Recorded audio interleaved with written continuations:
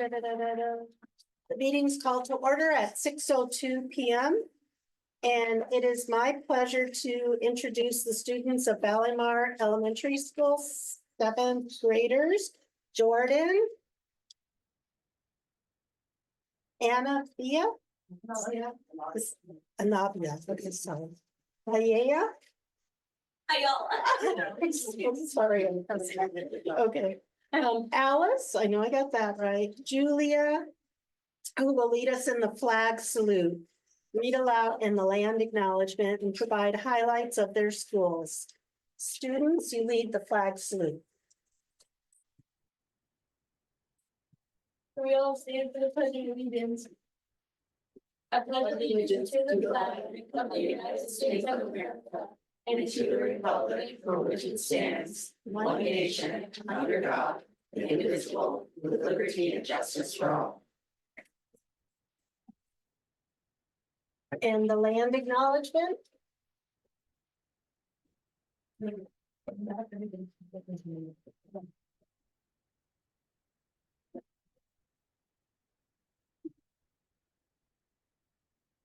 You can face the audience. The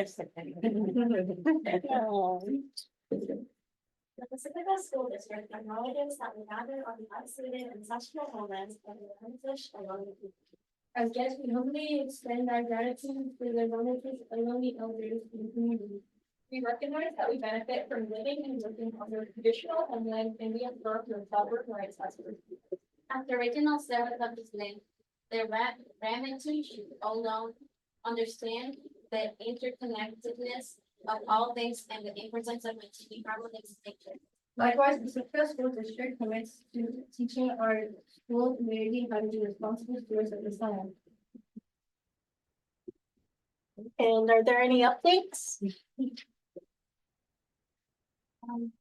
Hi, my name is Alex Dunn. I'm an eighth grade, and I'm here as a member of the Ballymar community.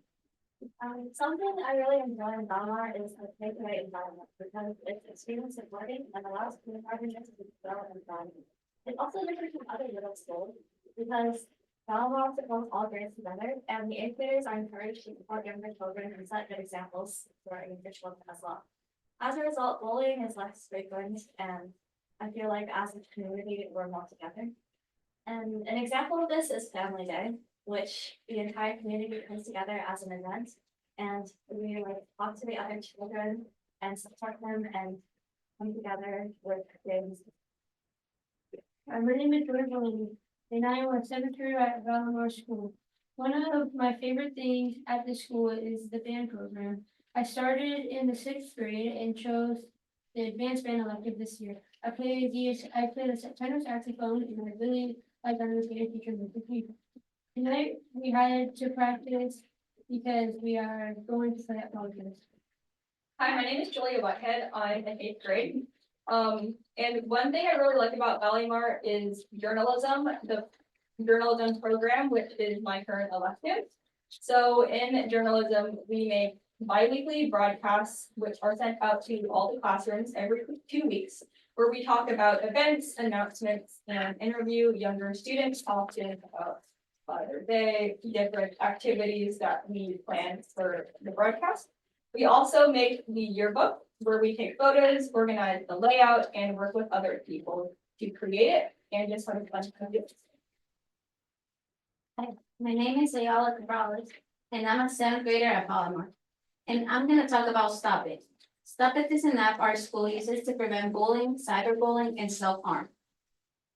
It started this year, and anything you want to report is gonna be anonymous. So you don't have to be shy. Trust me, it worked for me, so it will for you.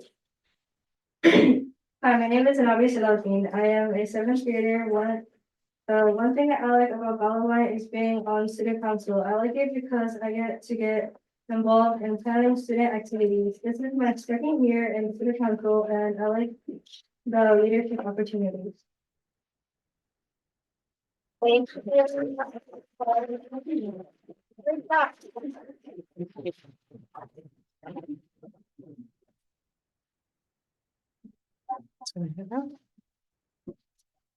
Oh, I have a request. Did the principal already leave? Laura, if we could maybe send the broadcasts to the superintendent, because I don't know about the rest of the board, but I would love to see them. Okay, thank you. Great job, you guys. Great job. Okay, Barbara, will you take roll call? Trustee Bernal.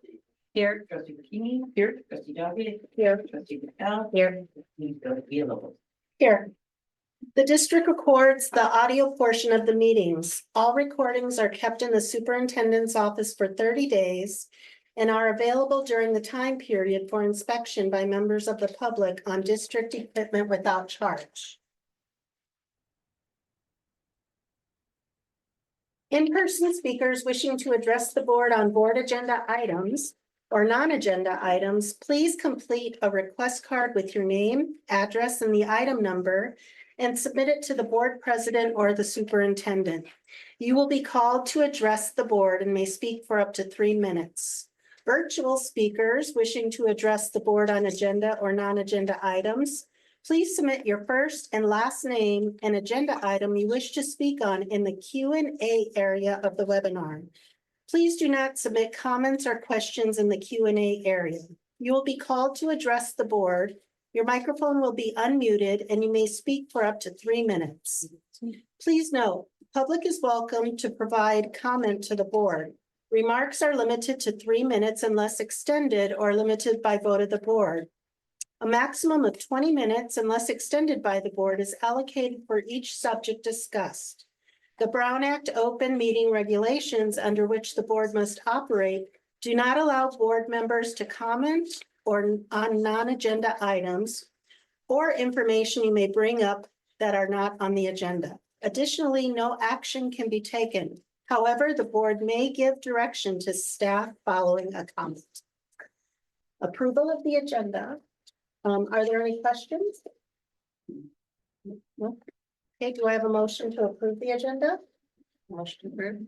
I'll second. All in favor? Motion passes by. We're on number 7, report out on closed session topics.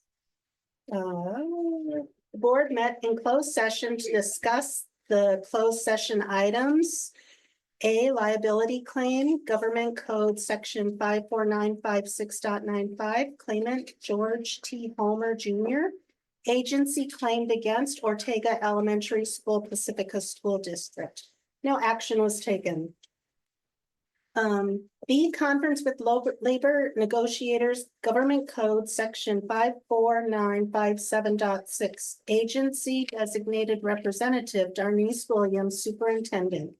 Employee organization, California School Employees Association or CSEA. No action was taken. C, conference with labor negotiators, Government Code Section 54957.6, agency designated representative Darnese Williams, superintendent, employee organization, Laguna Salada Education Association or LSEA. The board took no action. D, conference with labor negotiators, Government Code Section 54957.6, agency designated representative Darnese Williams, superintendent, employee organization, Laguna Salada Management Association or LSMA. No action was taken. And now we're on number 8, approval of the consent agenda. Are there any questions? All items on the consent agenda will be approved with one motion, which is not debatable and which requires a unanimous vote for passage. If any member of the board, the superintendent, or the public so requests, any item shall be removed from this section and placed in the regular order of business following approval of the consent agenda. Are there any questions? Okay, do I have a motion to approve the consent agenda? I'll make a motion to approve. Ms. Hatchett? All in favor? Motion passes by 0. Okay, now we're moving on to number 9, superintendent and board special recognitions. Dr. Williams. Good evening, everyone.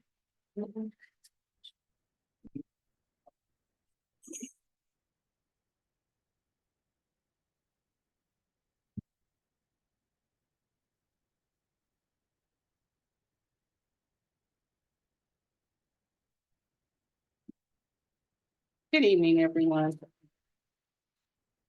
This is one of our favorite parts, as I always mention, of our agenda, and that is our opportunity to recognize the people in our community who serve our community and our school districts well. Those who appreciate and just, I call it, love on our children. And we appreciate their service, the way that they volunteer, and also that they sacrifice their time and go that extra mile just to do an exceptional job to ensure the safety of our students and also to encourage them and to just make this Pacifica School District a better place for all of our students. So this evening, we have two honorees. The first one is, I'd like to speak to the accomplishments and dedication of Lexi Macario from Pacifica's Parks and Recreation Department, who has been doing an amazing job with Valleymar School J-Teen program and partnering with the Pacifica Parks and Recreation with the Pacifica School District. Lexi has been instrumental in contributing to Valimar's J-Teen after-school program, which provides a comfortable and engaging environment for teens in grades 6 through 8. This Monday through Friday program offers daily snacks and activities such as arts and crafts, sports, music, games, and more, allowing teens to bond with their peers. This program is overseen by qualified recreation staff available to assist with homework when needed.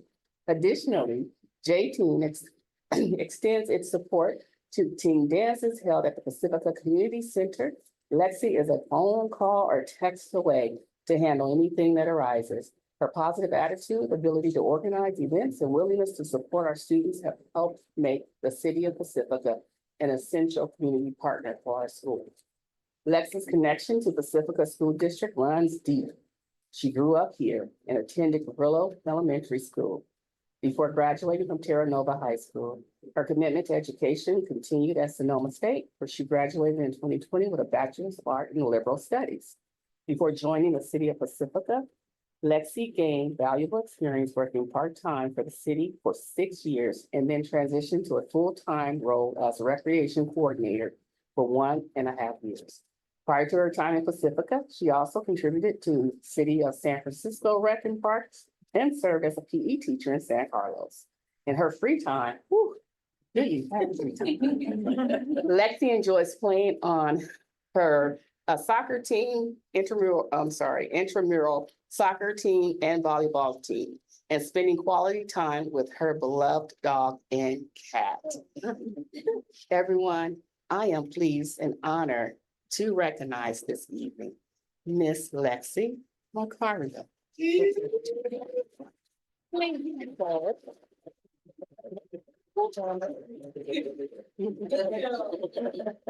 was so great. She was in awe. She couldn't move.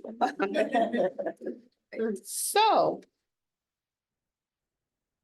on behalf of Pacifica School District Board of Trustees and Superintendent, present this certificate of appreciation awarded to Lexi Macario. Thank you for your service and commitment to our students and staff. Awarded this 18th day of September. Thank you so very kindly. Oh, picture.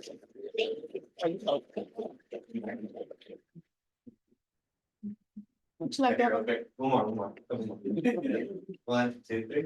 1, 2. Oh, he's enough. Thank you.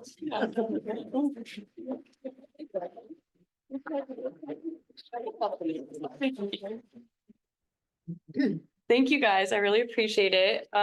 We love working with the school district and being able to put on our programs with every single school in our school district. I know it means a lot to the community and I loved it growing up as well. So I'm happy to give back. So thank you guys.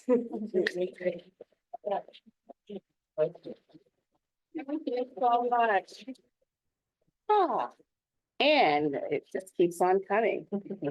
So in addition, we'd like this evening to recognize Zach Concy, the supervisor of J-Teen at Valamar. He is friendly and reliable. His presence for the middle school students is just incredible. Zach has lived in Pacifica his entire life and attended Reardon High School. His love for fitness, the outdoors, and snowboarding shines through his work with the kids, and he brings a wealth of experience working with students in the Pacifica community. Zach has worked with hundreds of kids while with the city of Pacifica Parks and Recreation and loves what he does for the community. We are appreciative. He's not able to be with us today, but Lexi is here to accept his award. The Lexi.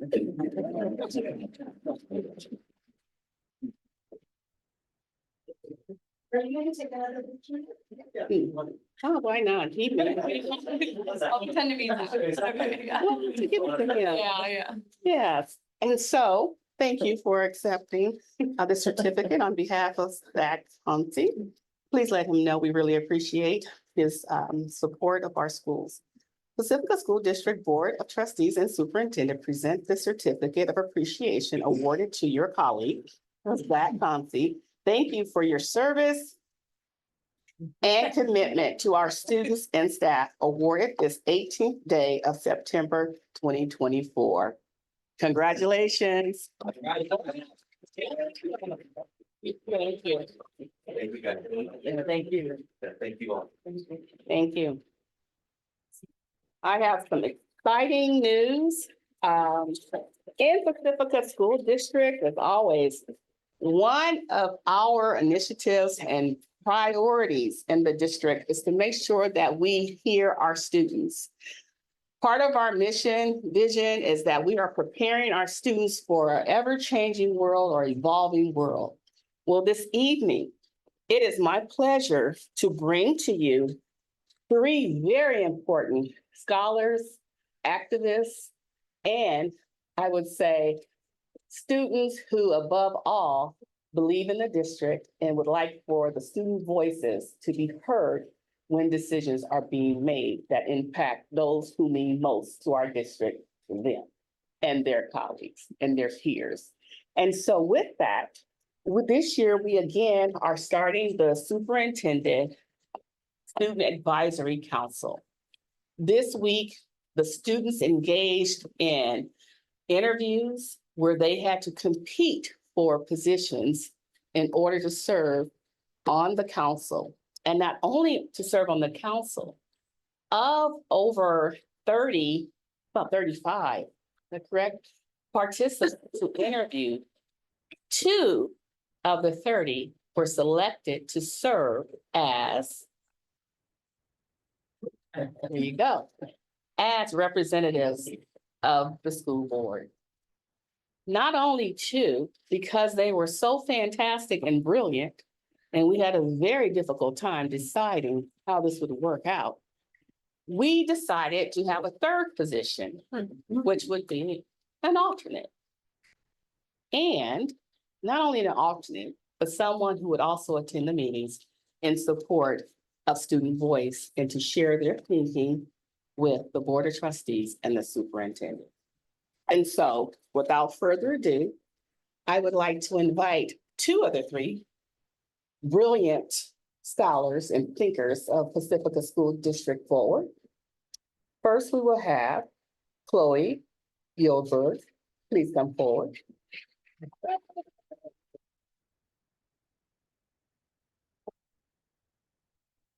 And we will have Julia Whitehead.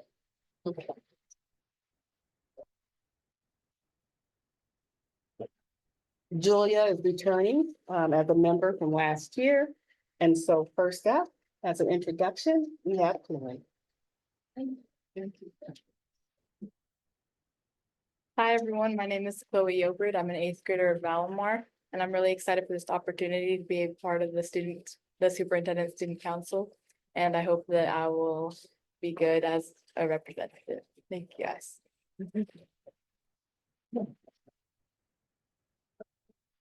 Julia. Hi, I'm Julia. I'm an 8th grader. I'm super thankful to be part of the Superintendent's Advisory Committee this year, and I hope to bring the student opinion to our peers that are representing the board and the superintendent and kind of create opportunities for leadership, passion projects, and maybe clubs or different activities that students can do, and also bring the student opinion and make that count. So thank you. Thank you. I just want to highlight Julia from last year. She was one of the voices who really advocated for the district to focus on a resolution for bullying. And so you heard earlier a student speak of Stop It. And that is our new app where students can report anonymously incidents of bullying and get instant support without having to walk to a building or feel like someone's watching them.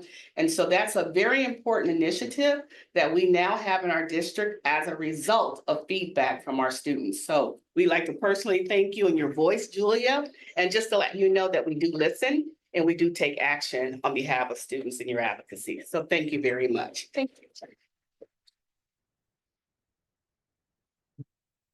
And so here on behalf of the Board of Trustees. I was gonna say it's your Chloe, we have a certificate of membership. This is to certify that Chloe Yobird has been selected as a student board representative and the lead member, one of the lead members of the Superintendent Student Advisory Council.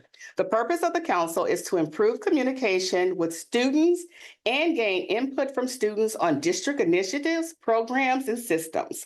The district welcomes you to the council and thanks you for your commitment to serving as a student leader in the Pacifica School District. Awarded this 18th day of September 2024. Congratulations.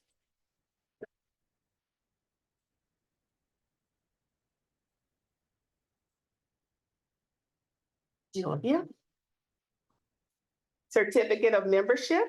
This is to certify that Julia Whitehead has been selected as the alternate student board representative and a member of the Superintendent Student Advisory Council. The purpose of this council is to improve communication with students and gain input from students on district initiatives, programs, and systems. The district welcomes you to the council and thanks you for your commitment to serving as a student leader in the Pacifica School District. Awarded this 18th day of September 2024. Congratulations.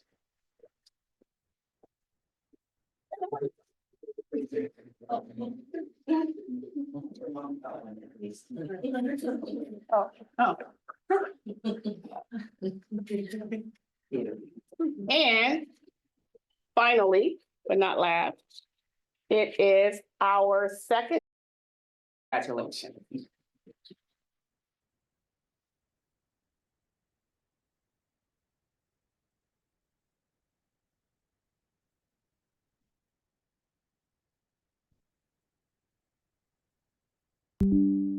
All right.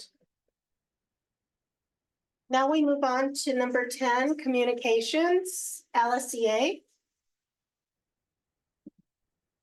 Hello.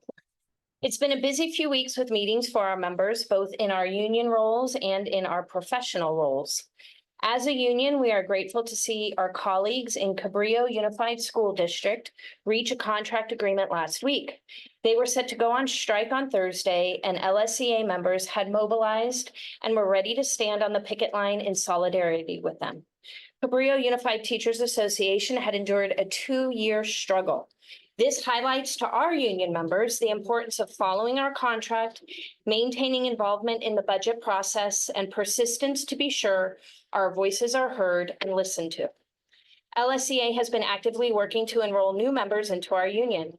When I first started as president 10 years ago, we'd have maybe half a dozen new members. Now it is dozens. While our district continues to want to attract and retain staff, LSEA sees room for improvement in both these regards. We struggle to attract, we struggle to retain. Salary and time are our focus this year, and we have ideas on how this can lead to improvement of the attraction and retention of staff. Many of the conversations LSEA has had with members, administrators, and trustees these past few weeks have been vocalizing the lack of time teachers are given to do their job. Most of our members get just 15 minutes before school and 15 minutes after to do all the work to prepare lessons, evaluate assessment results, research best practices, and collaborate with colleagues. Early out Wednesdays are now getting jammed with meetings and trainings. Due to budget constraints, sites have been told IEP and SST meetings need to be after school or before school, which is also out of our contract hours. Fortunately, we've clarified with the superintendent that if a sub is needed due to scheduling conflicts with members of an IEP team, a sub will be provided. We agree to work together to be creative to save funds from hiring subs for release, but we are also realistic that subs will still be needed to get much of this work done. LSEA members are aware we have professional obligations outside of contract hours. However, it is becoming the norm for the school district to continue to discredit the professionalism of our teachers by claiming professional responsibilities in order to force teachers' hands at unpaid labor, asking more and more from us with nothing in return. I think it's safe to say we all agree that salaries need to improve to be more attractive. With the certificated openings we've had over the last few years in our district, we are often rejected by applicants due to our salary schedule. Our bargaining team looks forward to improving this with the district team when we start negotiating. We are hopeful that a successful passage of the parcel tax will occur in November. Passage of Measure EE will help our district provide competitive compensation to account for cost of living increases. Next Thursday is the LSEA and CSEA social, and we look forward to seeing everyone there. Thank you. Okay, and CSEA? Good evening, everyone. I'm Tiffany Hanna, co-president with Charlene Hilo of the CSEA. I want to take a moment to recognize the incredible support we receive from our school community and our parent volunteers. Your commitment to our students and staff make a real difference, and we are grateful for everything you do. Today, I'm reaching out to ask for your help in another important way. As you may know, our classified staff play a critical role in the daily operations of our schools, from supporting teachers in the classroom to ensuring our facilities run smoothly. Like many school districts, we sometimes face staffing shortages, and having dependable substitutes is key to keeping things running seamlessly. We're looking for community members like you to join us as classified substitutes. Whether you can offer a few days a week or a few days a month, your support would make a huge impact. You already know our schools and our students, so you are uniquely positioned to step in when needed and make a positive difference. If you're interested, please don't hesitate to sign up or reach out with any questions. Thank you for considering this opportunity and for everything you do to make our schools a great place to learn and grow. Our CSEA September 2024 Above and Beyond recipients. Our Above and Beyond recipients for September 2024 are Joseph Sutter, IT Network Analyst, and Cyrus Bayat, Technology Support Technician based at the district office, but supporting staff and students district-wide. Joseph and Cyrus are dedicated, hardworking, and valued PSD employees. They both worked tirelessly this summer to help prepare for the 24-25 school year. They assisted with relocating our special education preschool program and independent home study program to their new locations. They assisted in the district office and throughout the district with setting up our new administrators and staff. They are always kind and efficient. They respond to district tech support requests and work orders promptly and efficiently. They, along with the rest of our IT department, support our entire district quietly behind the scenes. Their contribution to our district should be recognized and appreciated by all. Finally, I look forward to seeing all of you at our LSEA CSEA social on September 25th at Sharp Park. Thank you for your time this evening.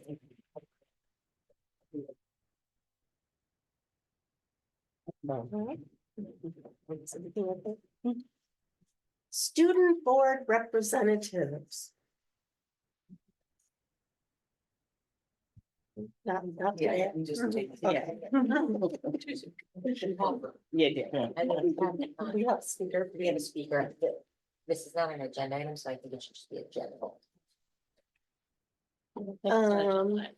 Oh, I don't think. People wishing to address the board, we have Martha Sanasian.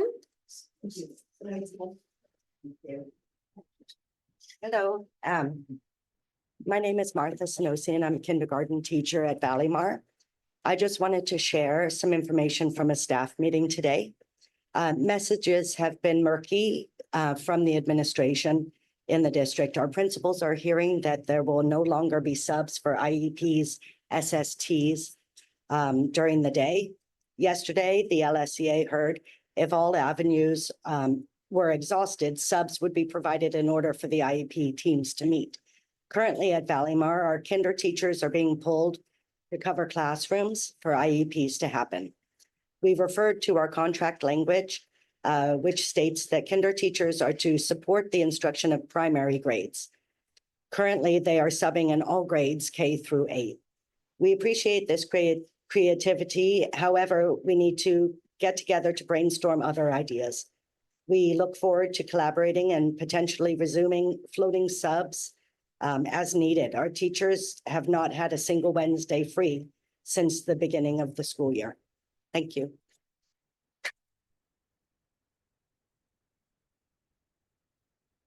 Thank you. And moving on to correspondence. Does anybody have any correspondence? Board Superintendent Communications. You want to start, Linda? Sure. Well, I had my one-on-one today with Dr. Williams, and last week we had a nice meeting with the LCA with Kelly and Megan. It was actually looking forward to having more of those conversations. I thought it was good and productive, so hopefully we'll continue that. And then also had a educational housing, formerly known as workforce housing, work study a couple of weeks ago, and that was also very informative. So that's it. I also attended the work study for the housing and my usual one-on-ones with the superintendent. That's all I have. Okay, I attended the Cabrillo School Back to School Night, the work study for the educational housing, Pacifica Collaborative, and a CPAC meeting. And then I've been spending 2 days a week after school at IBL, helping the band director get the uniforms on the kids for Fog Fest. So hopefully they'll all be wearing uniforms by next week, I hope. I just have to work study. Sorry. I forgot my piece of paper where I keep track of all this.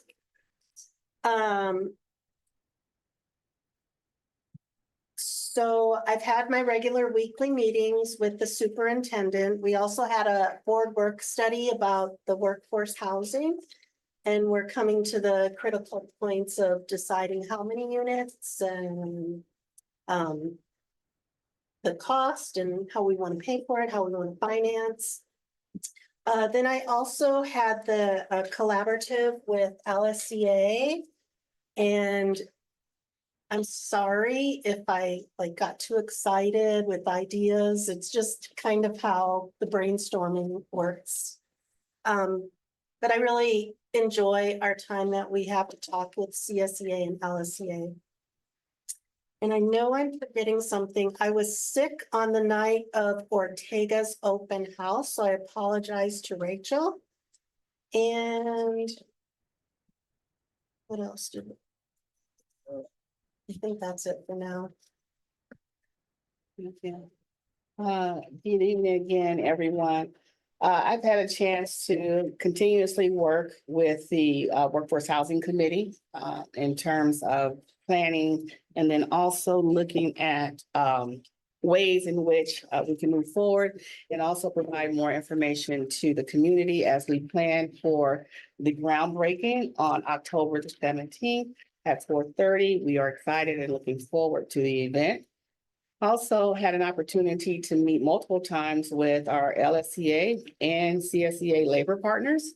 Most recently, yesterday, we were able to meet with LSCA where we had the opportunity to clarify some misunderstandings and then also to discuss some areas of need and then also some areas of accomplishments. For example, clarifying the fact that we have not eliminated roaming subs for IEPs, and so that was very important information for us to share.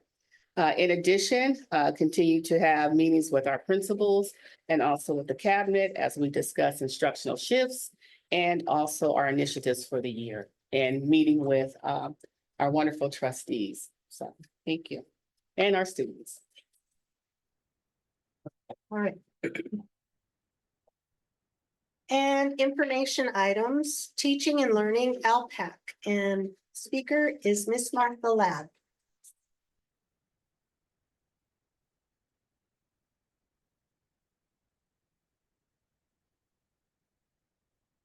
Okay. Good evening, President Villalobos, board members, Dr. Williams. I am here tonight to talk to you about our teaching and learning and our language learners. So the next slide, please. I think it's always important for us to center ourselves around our mission. And I thought it was really interesting about having the 4 words, the words that are up there that are highlighted, which are kind of like the heart of our mission for our children here at Pacifica School District. Next slide. Of course, here we have ACE, where we believe that attending to these core activities will lift not only ourselves, but our students as we pay attention to academics, attendance, academics, community engagement, and equity and diversity. Tonight, I'm presenting to you, we're going to be looking at multilingual learners in Pacifica school districts. We'll be talking about the different types of assessments, identification and reclassification of English learners, and how we notify parents of the LPAC process and results. Next slide. This slide shows us sort of a linear process for the initial LPAC and placement of a student. The purpose of the LPAC and is to assess, is to actually, when we find out what level of language children have in English, we can support them so that not only are they continuing to learn their English, but they're also able to access their core instruction. The next slide, please. Okay, the first step is that we do a home language survey. So whenever you register your child, or for everybody who registers their child, within the registration packet is a home language survey. And parents or their guardian fills out the language survey. And if the native language is of something other than English, it will cause us to give the student a initial assessment for their language, to get a picture of what their language experience is and their language abilities for their instruction in our schools. Next slide. Okay, so this next part, we're going to talk about English language learners and English language proficiency assessments for California, affectionately known as the LPAC. The English language proficiency assessment for California, or the LPAC, measures how well students understand English when it's not their primary language. And the test includes various tasks that are designed to understand a student's learning language proficiency. Okay, the LPAC is a language assessment, so it's not an academic assessment. And it assesses areas where language is critical to academic success. For instance, listening, speaking, reading, and writing. So if you look at this, listening and reading are language inputs, is how we get language into ourselves, and speaking and writing is how we get language out of ourselves. So the LPAC is really expressive and receptive English activities. Okay. The who, what, when, and why of the initial LPAC, we talked about that briefly. Students who have a primary language other than English and have never been previously classified as English learners are the students who take the test. And we're very fortunate here in Pacifica where we have a wide array of primary languages that are spoken, which is a real gift to our community. And our gift back to children who have these primary languages other than English is to provide supports for them so that they can learn in English as well. And then the initial LPAC is a test, an assessment that we give students. The majority of the initial LPAC is given to our children in kindergarten, where most of the children start their school journey. But we also have students that matriculate in other grades, and so within a certain period of time, they are assessed as well, so that we can, in a timely way, get them the supports that they need. And there it is, the when they're given it within 30 days of when they first enroll in a California school. And again, I can't stress this enough, it's very important. It's a language learner in California schools have a sort of a dual responsibility, which is not only to access the academic content and the social emotional learning content for their own well-being, but they have to do it in a language that's unfamiliar to them. And so our promise to them is that we're going to support them when they're in the classes. We're going to support them with strategies and opportunities for understanding the content that they are learning, as well as strengthening their English language for the rest of their lives. And a lot of our children, many of our children, when we do this, when they go through this, end up leaving high school bilingual and biliterate. So that's really the hope of a really good English learner program. Next slide. So you take the initial LPAC, and then we find out what your language ability is. Usually we rate it on numbers, or we have words to describe if you're an emergent, an intermediate, or a proficient English learner. And if you're an emergent or an intermediate language learner, each year you will take a summative LPAC test.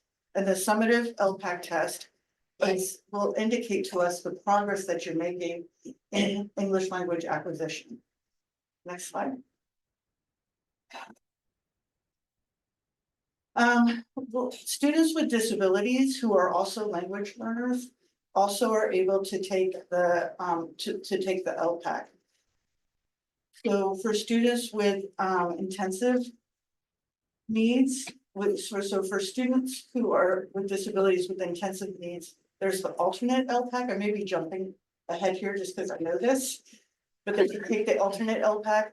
And for students with more mild needs, they can take the LPAC with accommodations.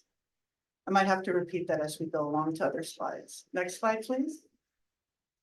How can you help your child get ready for the LPAC? It's similar to the way that you would help your child get ready for the CASP test, with helping them with their homework, reading to your child. And an interesting myth is that you have to read to your child in English. Actually, reading to your child in the child's primary language actually helps them to acquire English language and to understand how reading works and help them to break the code of reading. So, so parents who themselves are also learning English, fear not, you can help your child be successful in school. You can use pictures and ask your child to tell you what the pictures are. That would be kind of like a level 1 thing, what you see in the picture. And then sort of a level 2 is what is happening in the picture. And then maybe a level 3 might be what do you think is going to happen next? Providing your child to use the language outside of school, and then also working with your child's teacher about other opportunities for listening, speaking, reading, and writing. Next. This is some data, historical data on our progress for English language learners in the CASP test, progress towards standards. And you'll see that post-pandemic, our ELs are struggling with their language acquisition. But we have some other data later that actually is kind of hopeful, which is our reclassification data is showing that we're kind of turning this ship around a little bit. Next slide. Okay, here we are with the alternate LPAC. The alternate LPAC is designed for students in kindergarten through high school or 21 years of age And it's a modified test because language acquisition is around communication. And our children with the most intensive support needs in special education typically have significant support needs in communication. So the alternate LPAC is designed to understand how much they're able to understand and learn and respond to English. There is a guidance sheet for the IEP team to review to determine if the student qualifies for taking the alternate LPAC. And again, if the student doesn't qualify for the alternate LPAC, they do qualify, students with disabilities do qualify for accommodations and modifications on the LPAC test. Next slide.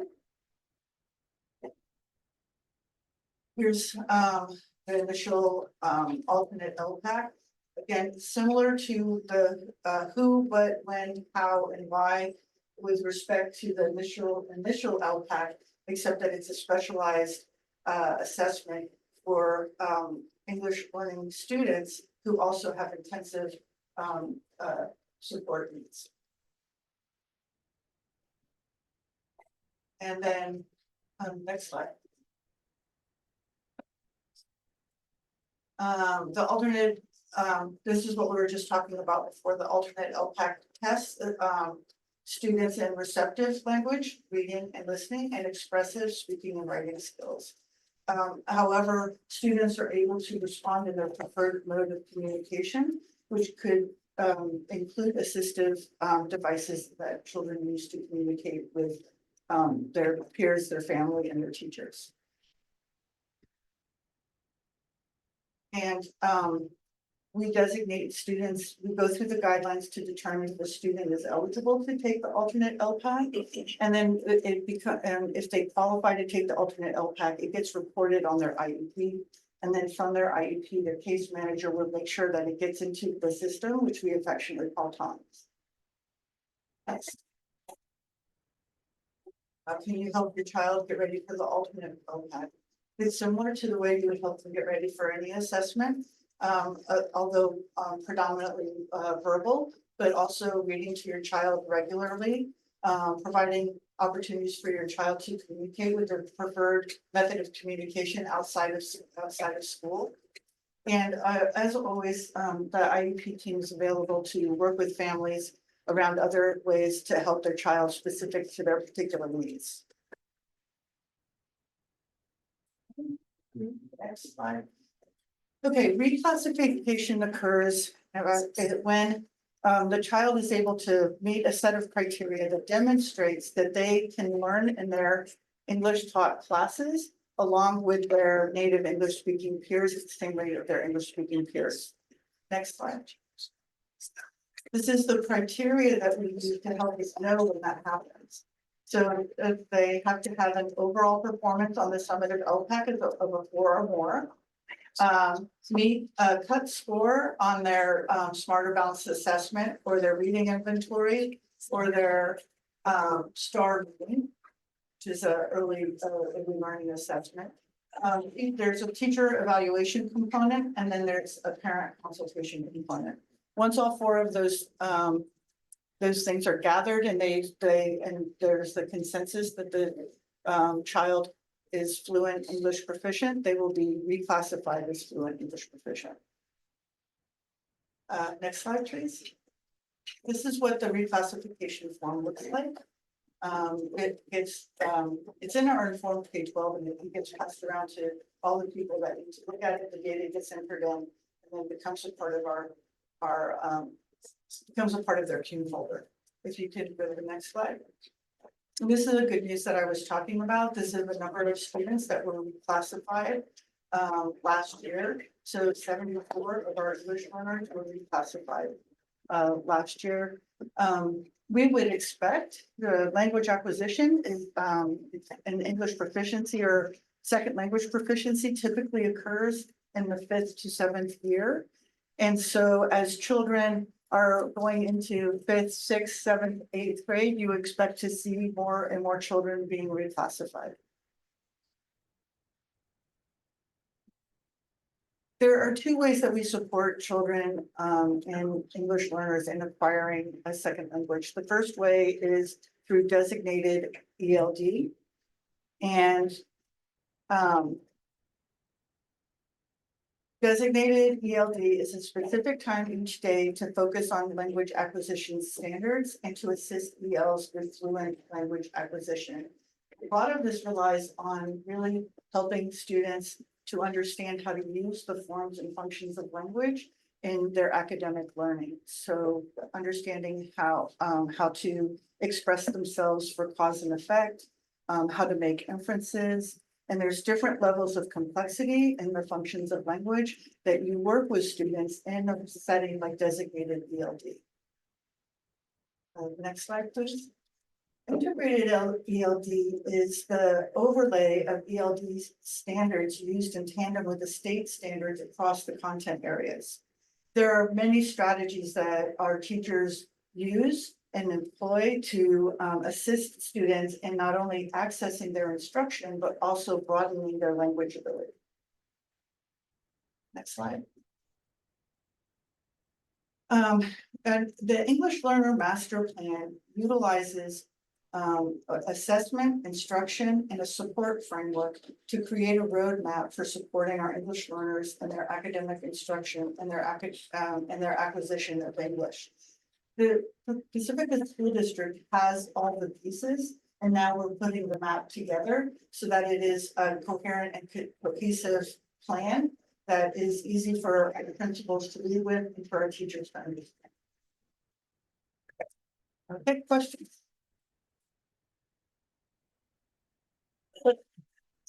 First of all, I really appreciate the clarity of this and that we have a plan and that can be easily explained to teachers.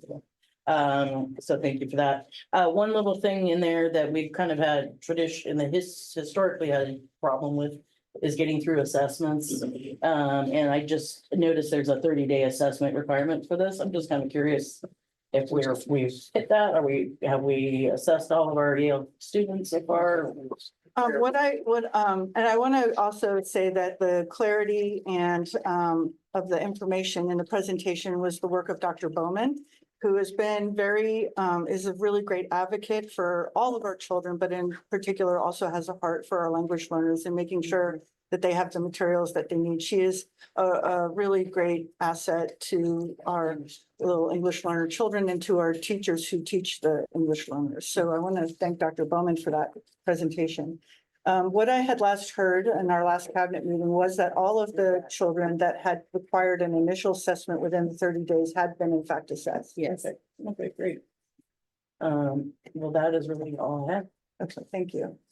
I have a couple of questions, and this might be some follow-up. So one, if I remember correctly, we have something like 200 and something odd EL students, English language learner students in our district.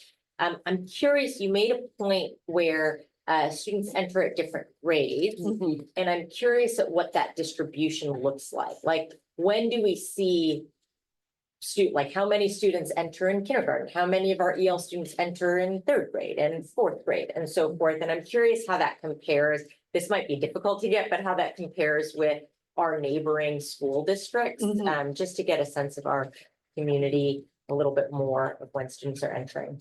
Yeah, and I can absolutely get back to you on that. I would say in different communities, different cultures and languages. As I mentioned before, we're privileged to have a variety of cultures representing many different languages here, and those languages are represented in our schools.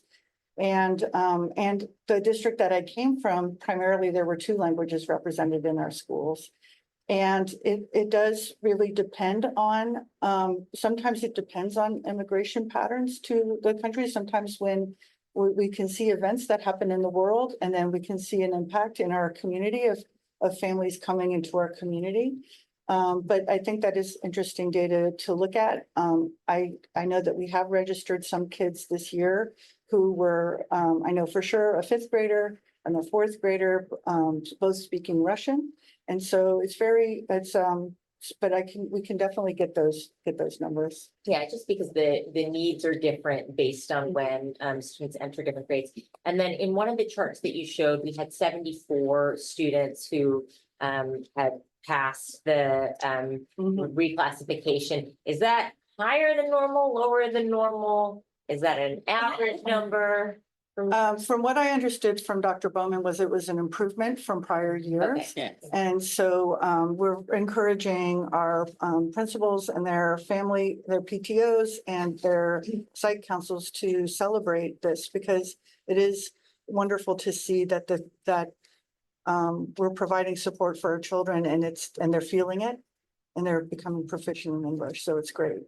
That's great. And thank you. The other question that I had is I wonder if we could get a breakout of students by level.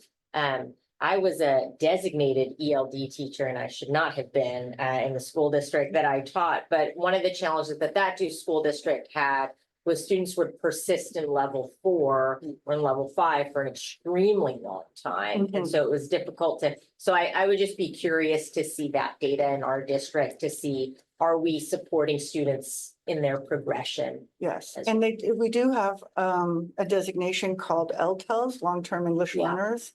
And that's data that we also need to look into to support children. With the, you mentioned like 4th and 5th grade, with Russian, do we provide translators or is it more just immersion in there, just kind of thrown in sink or swim? It's a little bit of both. We have been able to provide interpreters for students initially. And then really teachers are really wonderful in the way that they use their visual strategies, the way that their days are laid out and their consistency of the days. And then also having all these different model speakers around children, including their peers. But yes, we do support children in languages where they're the only one. When there's a lot of children with the same language, they sort of help each other out a lot. And so we do provide that support. That's what I was thinking with Spanish, at least they can bond with the other kids and they can help each other out. But if you've got something like Russian or a unique language, I think we had somebody with Portuguese last year that we couldn't find translate. That's hard on the kid to be thrown in. It is really hard, and it's amazing how resilient our children are. And also amazing the programs that we have here that they are able to grab onto them and do so well. I didn't ask any questions because I was an LPAC tester. How did I do? So, I have a new appreciation. But I was wondering if our libraries help out the young readers, either if there's some Spanish books or books that are, in Mandarin or whatever the different groups are, if we're having a focus on the multicultural book selections too in our libraries. And I only ask because the school I work at, we have a large collection. We have Indian, American Indian, two large selections of Spanish books, social emotional, Asian, Black stories. And I think of it. Anyways, but I'm just wondering, because when the kids come and they can't really speak English yet, we show them where the books are in the library and they just like being familiar with it and they can take a book home that's in their language and their parents can read it to them. And there are, I don't know how many different languages are represented in our library, but I do know that our media library technicians have been working very hard to make sure that children can see themselves in our libraries. Yes, and it's also beneficial if they share too. Like if you have one student who needs a Spanish book, but you don't have any, then they can ask, somebody else if they have it and send it in the mail. And I saw that Valimar kicked off their book fair, the Scholastic Book Fair, and I was able to get over there.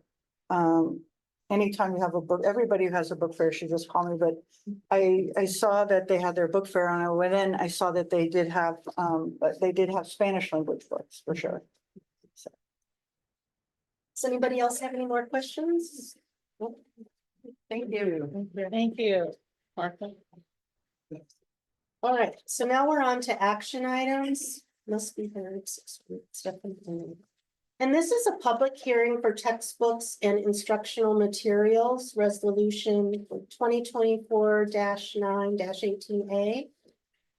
And the public hearing is open at 7:02. Are there any of the any members of the public that wish to comment on this item? Oh, go ahead, sorry. Um, Oh, is that it? Okay. Then it's closed at 7:03. okay.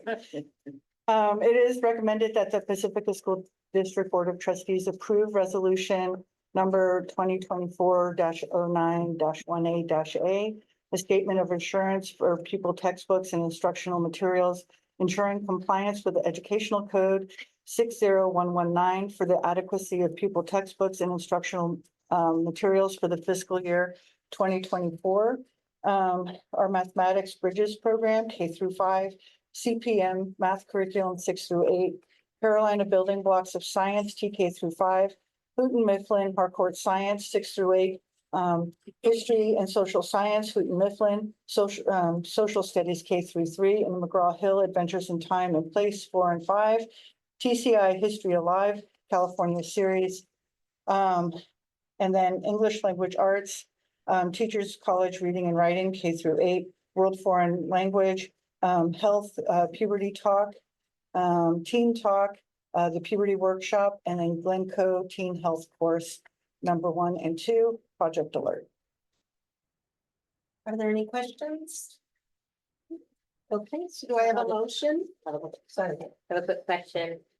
In some of the ones that, it looks like the year is like 2002, for example, are there,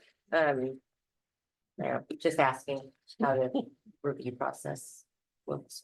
Yes, I do know, this again, this is Dr. Bowman's area of expertise, and I do know that she is developing a curriculum adoption plan that I'm sure that she'll bring forth, and I think I have heard her talk about one of the first things she wants to tackle is the social sciences. Thank you.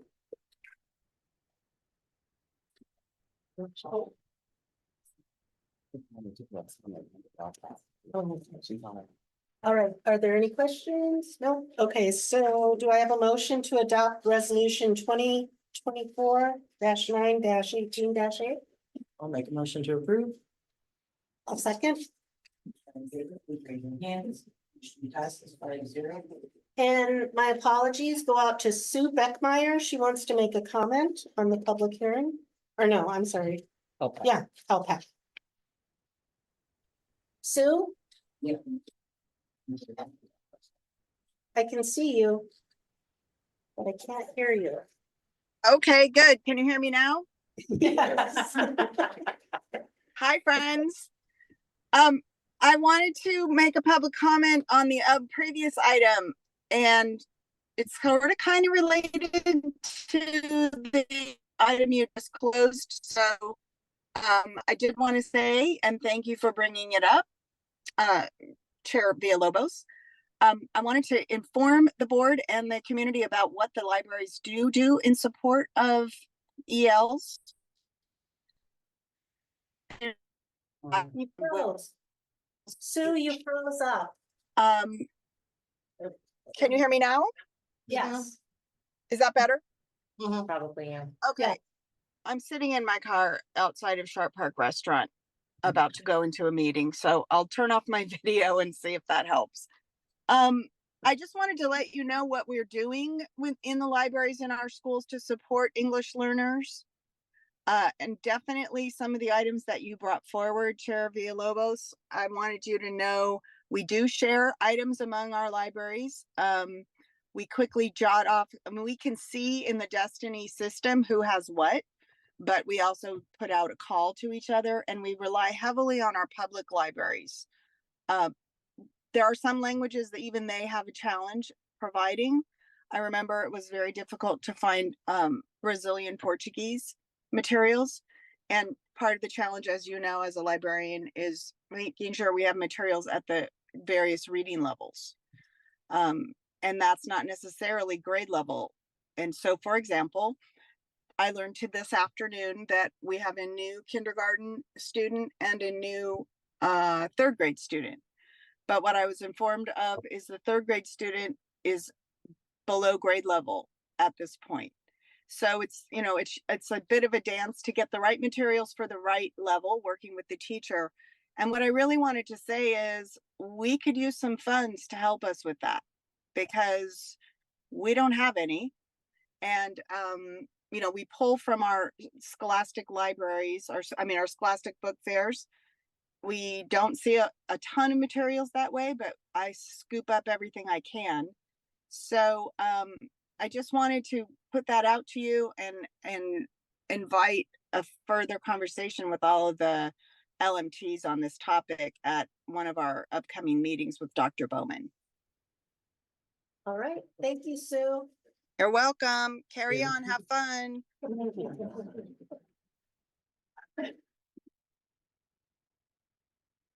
All right.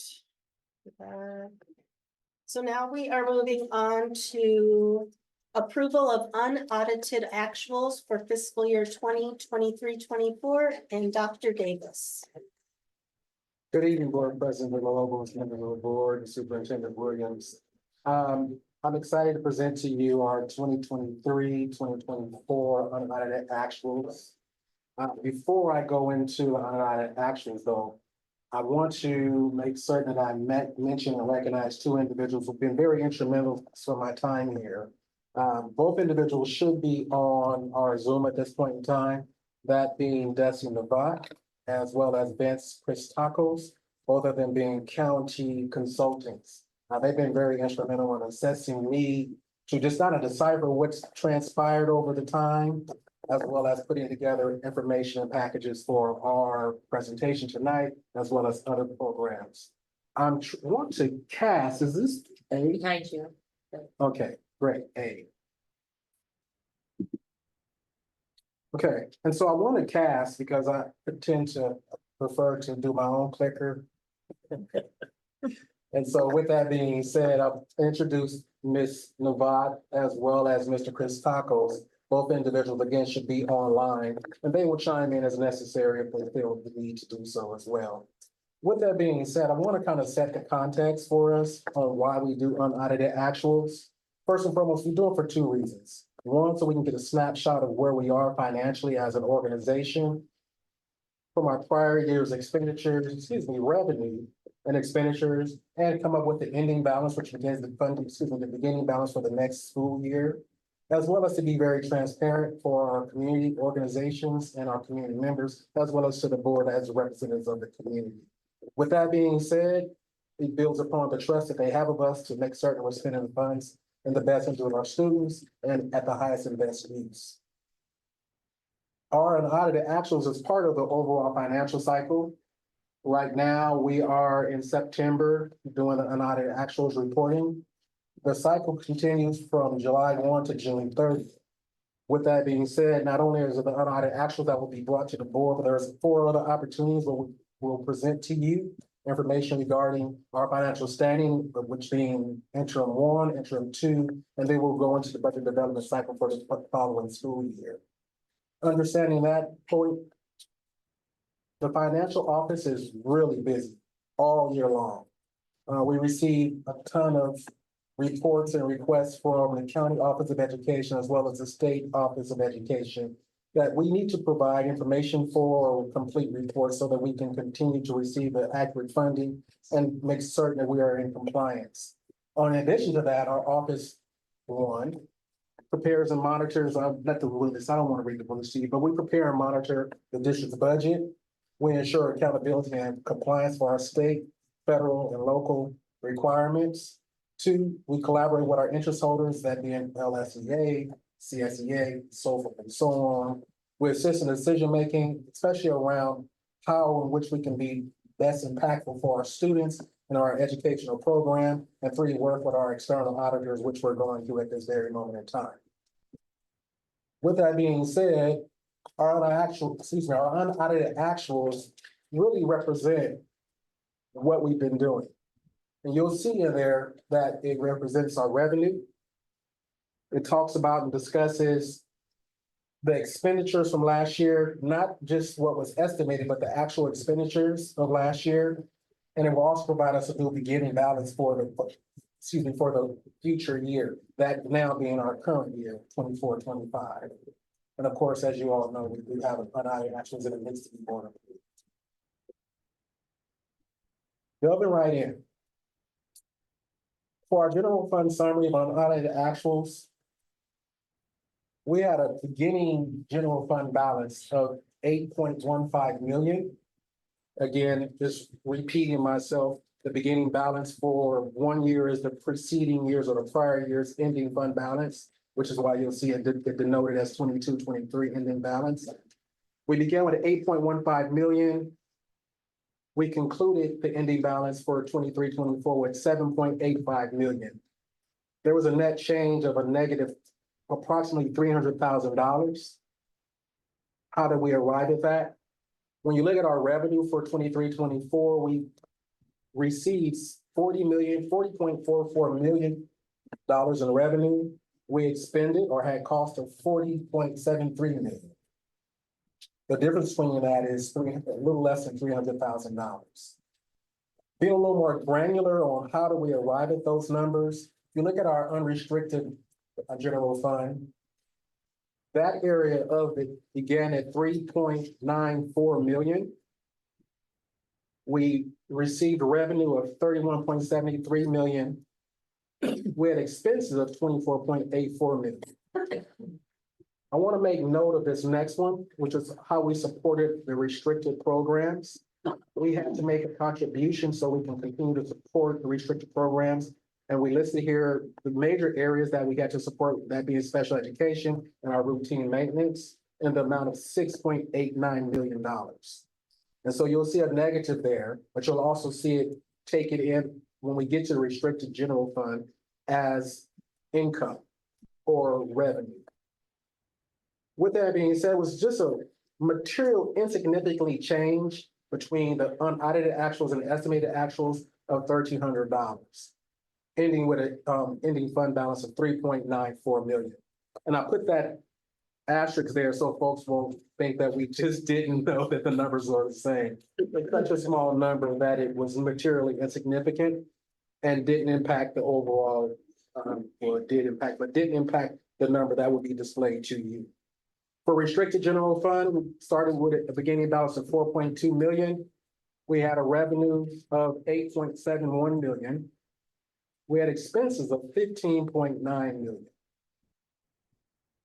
Because we had expended more than we had received as revenue, it was necessary for us to make a contribution from the unrestricted general fund in the amount of 6.89 million. And the ending fund balance for a restricted general fund was 3.91. And that is how you can attribute the difference between, well, the total negative, well, most of the negative for the total general fund. I want to make mention that just keep in mind, make a mental note of the ending balance for restricted general fund. And I say that because we'll talk about that a little later on another slide. There were some variations between the unaudited actuals and the estimated actuals. I want to make mention that when you do estimated actuals, it's always a projection. And so very rarely those people hit it exactly. So I don't want anyone to think there was something wrong. It's just a matter of everything is a projection when you're doing estimates. With that being said, you'll notice some variations. Those variations that you'll notice with the unaudited actuals versus the estimated actuals are a difference in additional revenue from last year. You'll also notice different amounts of expenditures, but all expenditures definitely going to support our students and student success. And then you'll also notice that an estimated beginning balance will change. So when we talk about the unaudited actuals, it was important that we illuminated the major changes And I'm saying major changes, and you'll see that there's an asterisk there as well, because there's other changes. These were the largest numerical changes that we recognize, and we want to make certain we make mention to them here, so that you can follow along with us. For federal revenue, there was a difference or an additional revenue received of $157,000. Understanding the estimated actual came in at 1.28 million. The unaudited actuals for the ending of the year was 1.43 million.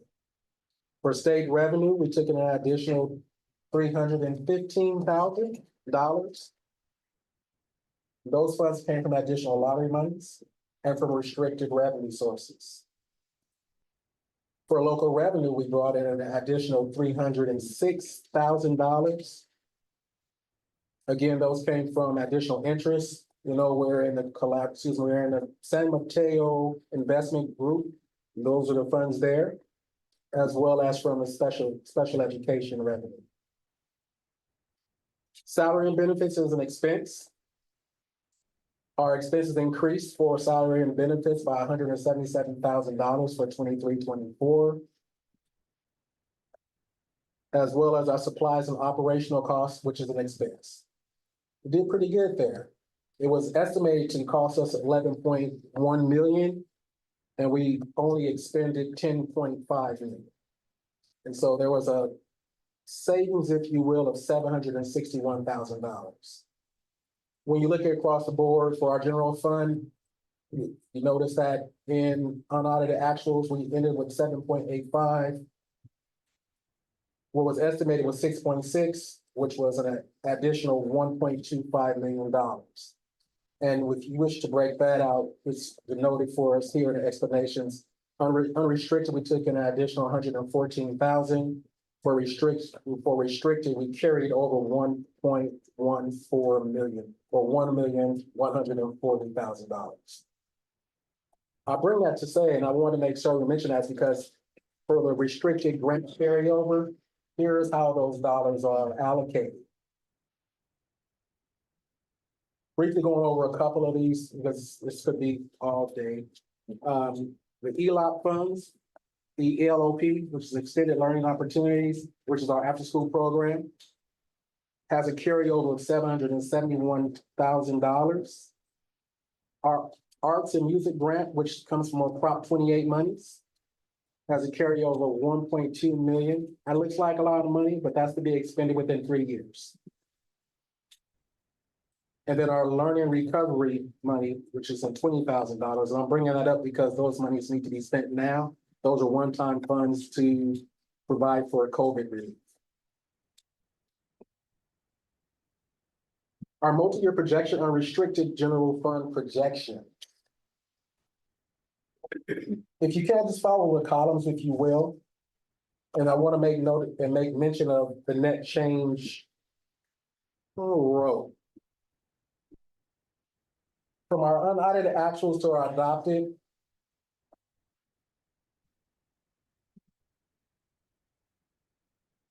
$3.94 to $3.93. Very small of a change. These are definitely showing the difference between our unaudited actuals and our estimated. Our revenue increased 31.7 to 31.7 to 30.4 from 30.4 as an estimate. Our expenses, small increase for the 23-24, 24.8 from 24.7. Going back and discussing the support to our restricted programs, which is the contribution, you may think of it as your contribution as well. We had to make a contribution from our from our unrestricted to our restricted, and it's reflected in our unaudited actuals as a $6.89 million contribution.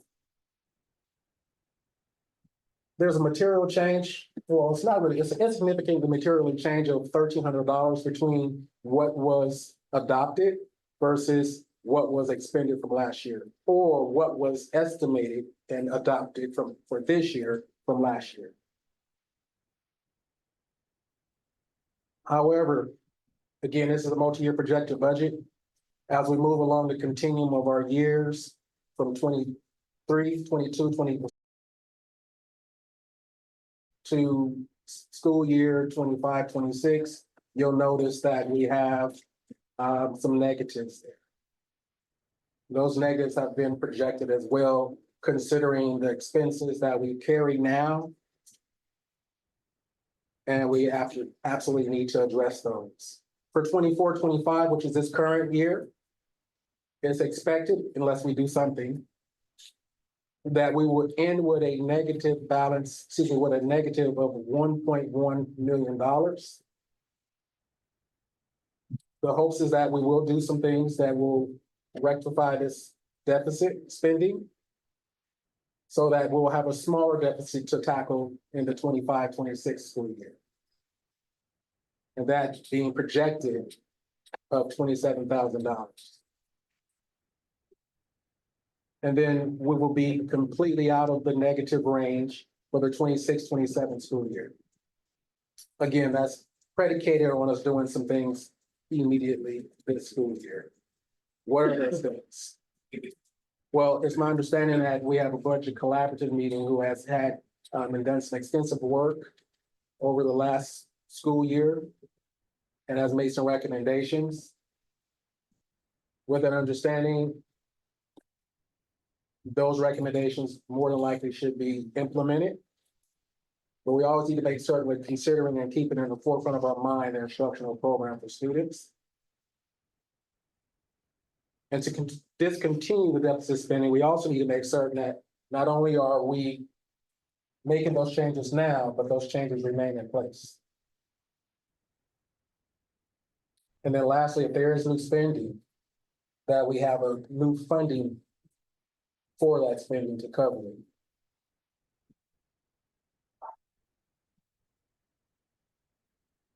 So the next steps for the fiscal office. We will be revisiting and enacting the previously board-approved budget actions and cuts. We will revise the 24-25 adopted budget for changes of the beginning balance. Of course, revisiting the superintendent's collaborative, budget collaborative. And you know, we do have a meeting in October. Having this conversation with them, critical conversation, courageous conversation around our expenses. And then planning for our first interim report, which is due December 15th.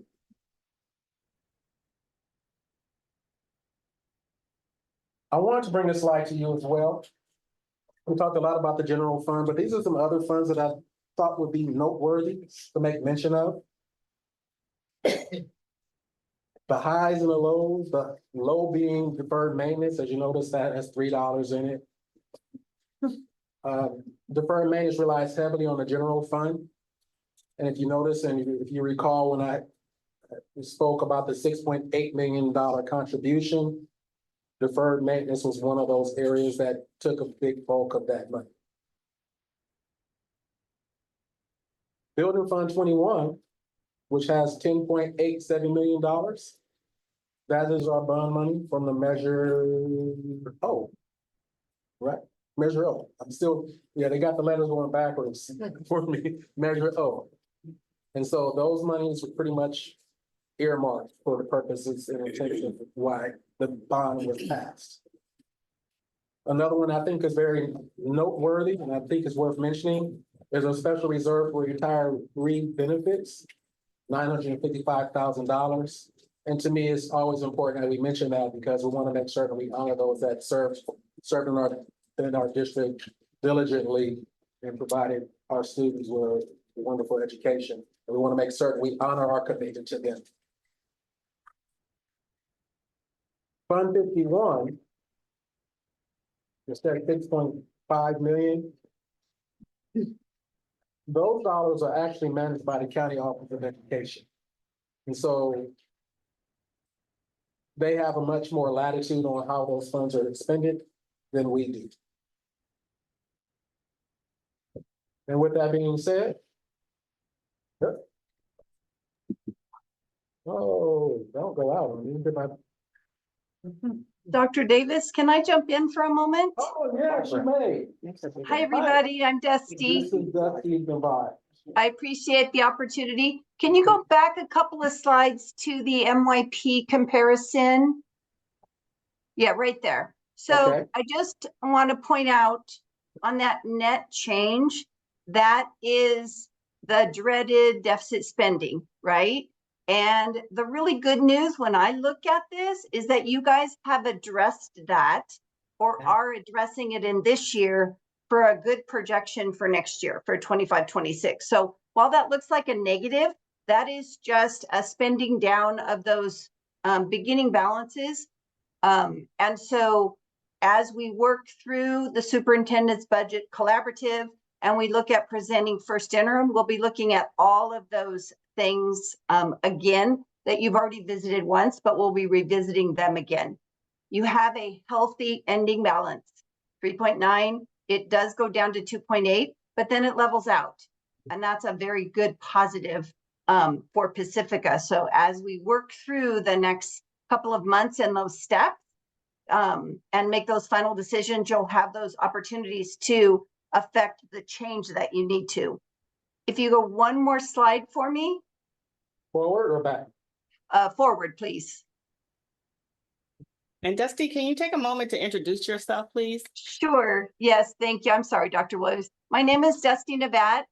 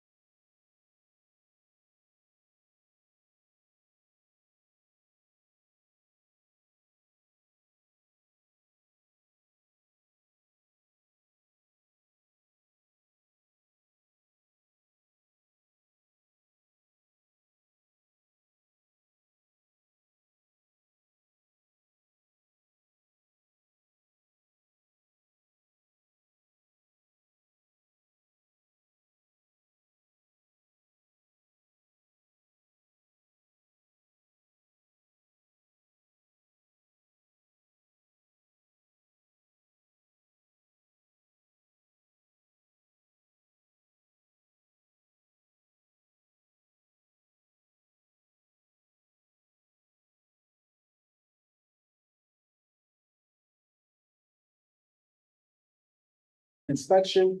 The recalculated 23-24 gamma limit has been set to $27,683,052.44.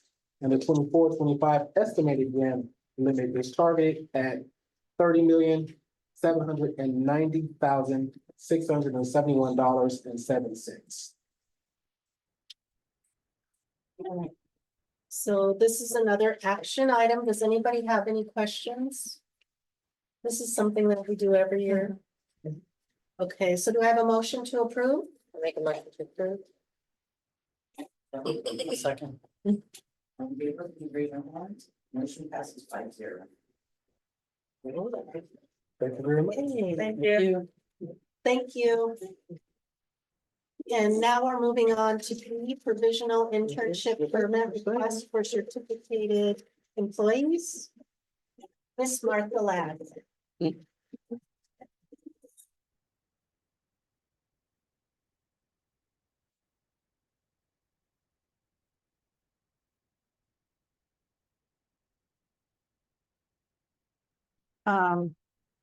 So the recommendation is to approve the provisional internship permit request for certificated employees.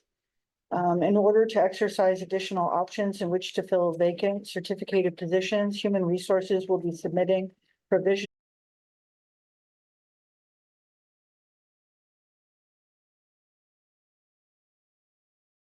to the Commission on Teacher Credentialing for approval. Provisional internship permit requests are for the teachers, for the following teachers: George Yatrakis, an EL teacher at Cabrillo School; Franklin Haggerty, a fifth grade teacher at Ortega School; and Robin Engel, a fifth grade teacher at Cabrillo School. Human Resources recommends the approval of the submission of the provisional internship permit applications to the California Commission on Teacher Credentialing, specifically for the teachers named above. Are there any questions? Okay, this is an action item. Do I have a motion to approve the provisional internship? I'll second.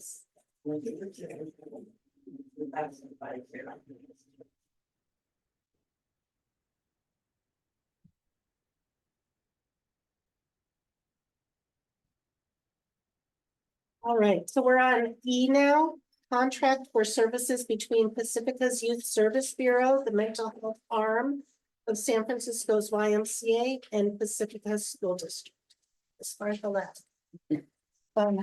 Thank you. Ingrid B. Lacey Middle School has the opportunity to partner with the Youth Services Bureau, YSB, of Pacifica, the mental health arm of the YMCA, to bring a school safety advocate to the school campus to provide group and individual mental health services to students. The Youth Service Bureau received a grant to provide a school safety advocate to a middle school. And Dr. Somerville, who is heading up the Pacifica branch of the Youth Service Bureau, felt that this would be a great initial collaboration between the Pacifica School District and the Youth Service Bureau. I'm grateful for her to think of us to bring this program. And we, as you know, this school safety advocate program will align with the district's multi-tiered systems of support, the whole child domain for social emotional learning and mental health, and the tier 2 and tier 3 areas, targeted support and intensive support. Services will be provided 2 days per week and will enhance services currently provided at the school. Our goals are to strengthen student mental health and student wellness, and provide student wellness resources to the students of Ingrid B. Lacey Middle School. Are there any questions or comments? Okay. Yeah, I know, it's really great. Do I have a motion to approve this agreement?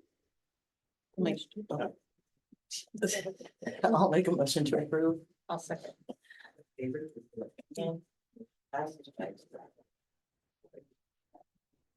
All right, now we are moving on to the Give Thanks Data Sharing Agreement. Ms. Martha Lapp. Thank you. The California Children's Youth Behavioral Health Initiative, CYBHI, has selected Ingrid B. Lacey as one of the 30 middle and high schools in California to be supported with the Give Thanks program. The Give Thanks is a digital program and curriculum that strengthens students' well-being and student social emotional skills through regular gratitude practice. The evidence-based curriculum assists schools in strengthening school climate by building a community of connection and belonging among school community members. The request is to approve a data sharing agreement, in which there is an opt-out form for parents to sign in order for students to participate. Are there any questions? My question, I'm trying to look at the contract right now. What is the student data that's being shared? It's anonymous data that we would typically have that we usually use, that we have to disaggregate our students and student numbers. So it's like aggregate data, it's not individual. That's correct. Any other questions? Okay, this is another action item. Do I have a motion to approve this agreement? I'll motion. You go ahead, I'll second. I'll second. All in favor, please raise your hands. Motion passes 5-0. All right. Don't move, Martha. G, memorandum of understanding with Star Vista and Sunset Ridge Elementary School for school-based mental health support and services. And this memorandum of understanding will allow the partnership between Sunset Ridge Elementary School and Star Vista for the Together for Families program, TFF. The TFF program will provide mental health clinician on the school campus to provide various clinical support and services to students and family of the Sunset Ridge community. Star Vista is a nonprofit organization that has been working with local schools for 55 years to provide support and services to families. The Pacifica School District collaboration with Star Vista allows district families to access needed support and resources at no cost to the district or the families they serve. Star Vista is committed to continuous improvement, and they provide a high standard of care. The partnership between Sunset Ridge and Star Vista's Together for Families will provide a range of services, including direct mental health services, student workshops, staff consultation and case management, and educational groups for families and caregivers. We are asking the board to approve the memorandum of understanding to partner with Star Vista and the TFF program. Are there any questions or comments? I would just like to make a comment that all of these mental health actions, I think, are really helpful and appreciated. Thank you. Do we have a motion to approve the agreement? I have a question. Is there a cost to this?